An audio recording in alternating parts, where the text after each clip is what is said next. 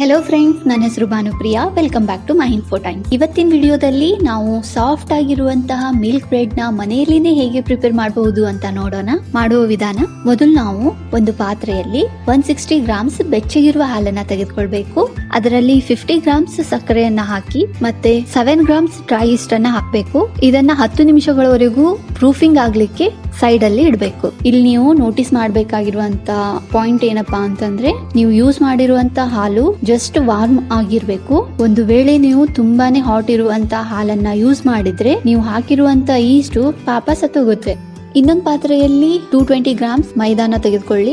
1 tea spoon ಉಪ್ಪು ಮತ್ತೆ 1 table spoon ಹಾಲಿನ ಪೌಡರ್ ಅನ್ನ ಹಾಕಬೇಕು. ಈ ಮೂರನ್ನ ಚೆನ್ನಾಗಿ ಮಿಕ್ಸ್ ಮಾಡಿ. ಆಮೇಲೆ ಪ್ರೂಫಿಂಗ್ ಆದಂತಹ ಈಸ್ಟ್ ಅನ್ನ ಮಿಕ್ಸ್ ಮಾಡಿ. ಇದರ ಮೇಲೆ ಒಂದು ಬಟ್ಟೆಯನ್ನ ಹಾಕಿ 20 ಮಿನಿಟ್ಸ್ ವರೆಗೂ ಸೈಡ್ ಅಲ್ಲಿ ಇಡಬೇಕು. ಇವಾಗ 20 ಮಿನಿಟ್ಸ್ ಆಗಿದೆ. ನಾನು ಇದಕ್ಕೆ 20 ಗ್ರಾಮ್ಸ್ ರೂಮ್ ಟೆಂಪರೇಚರ್ ಅಲ್ಲಿ ಇರುವಂತಹ ಬೆಣ್ಣೆಯನ್ನ ಹಾಕ್ತಾ ಇದ್ದೀನಿ. ಇವಾಗ ಎಲ್ಲವನ್ನು ಚೆನ್ನಾಗಿ ಮಿಕ್ಸ್ ಮಾಡಿ. ಸ್ಟಾರ್ಟಿಂಗ್ ನಿಮ್ ಕೈಗೆ ಇದು ಅಂಟ್ಕೊಳ್ಳುತ್ತೆ, ಆದ್ರೆ ನೀವು ಹೇಗೆ ನಾದ್ತಾ ಇರ್ತೀರಲ್ಲ ಅವಾಗ ಈ ಸ್ಟಿಕ್ಕಿನೆಸ್ ಹೋಗುತ್ತೆ. ಕೈಯಿಂದ ನಾದುವುದರಿಂದ ತುಂಬಾ ಟೈಮ್ ತೆಗೆದುಕೊಳ್ಳುತ್ತೆ. ನಾನಿಲ್ಲಿ ಹ್ಯಾಂಡ್ ಮಿಕ್ಸರ್ ಅನ್ನ ಯೂಸ್ ಮಾಡ್ತಾ ಇದ್ದೀನಿ.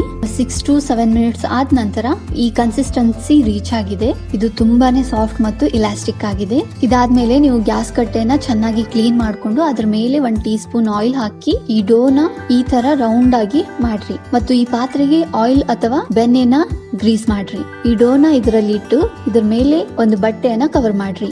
45 ಮಿನಿಟ್ಸ್ ಆದ್ಮೇಲೆ ನೀವು ನೋಡಿದ್ರೆ ಈ ಡೋ ಸೈಜ್ ಡಬಲ್ ಆಗಿರುತ್ತೆ. ಆಕ್ಚುಲಿ ಈ ಪ್ರೊಸೆಸ್ ಮಾಡ್ಬೇಕಾದ್ರೆ ನನಗಂತೂ ಸಣ್ಣ ಮಕ್ಕಳು ಆಟ ಆಡ್ತಾ ಇರ್ತಾರಲ್ಲ ಹಾಗೆ ಫೀಲ್ ಆಗುತ್ತೆ.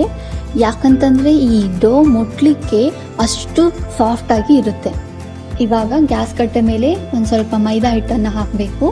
ಇದ್ರ ಮೇಲೆ ಈ ಡೋನ ಈ ತರ ನಾದ್ಕೊಳ್ಬೇಕು. ಇದರಲ್ಲಿರುವಂತ ಏರ್ ಬಬಲ್ಸ್ ನ ತೆಗೆದು ಈ ತರ ರೆಕ್ಟ್ಯಾಂಗಲ್ ಆಗಿ ನಾದ್ಕೊಳ್ಳಿ.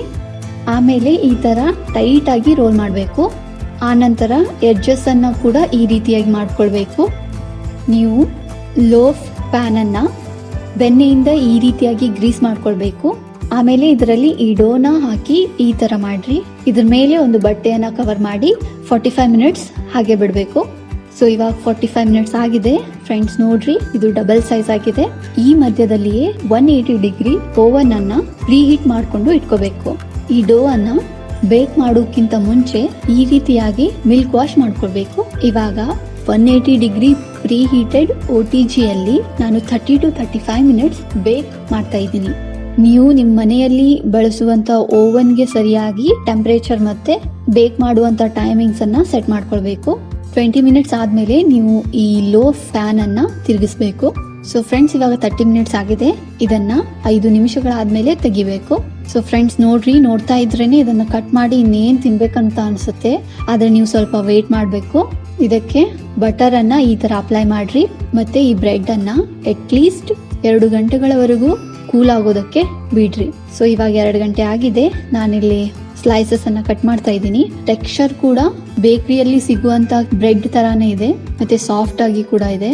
ಫ್ರೆಂಡ್ಸ್, ನೀವು ಅನ್ಕೋಬಹುದು ಪ್ರೊಸೀಜರ್ ಇಷ್ಟು ಉದ್ದ ಇದೆ ಅಂತ, ಬಟ್ ಆಕ್ಚುಲಿ ನೀವು ಬೇರೆ ಕೆಲಸನ ಮಾಡ್ಕೊಂತ ಇದನ್ನ ಮಾಡಬಹುದು. ಇದಕ್ಕಾಗಿ ಸಪರೇಟ್ ಆಗಿ ಟೈಮ್ ಸ್ಪೆಂಡ್ ಮಾಡ್ಬೇಕು ಅಂತ ಏನಿಲ್ಲ. ನಾನು ಯೂಶುವಲಿ ಹೀಗೆ ರೆಡಿ ಮಾಡಿದಂತ ಬ್ರೆಡ್ ನ ಸ್ಯಾಂಡ್ವಿಚ್ ಮಾಡ್ಲಿಕ್ಕೆ ಯೂಸ್ ಮಾಡ್ತೀನಿ.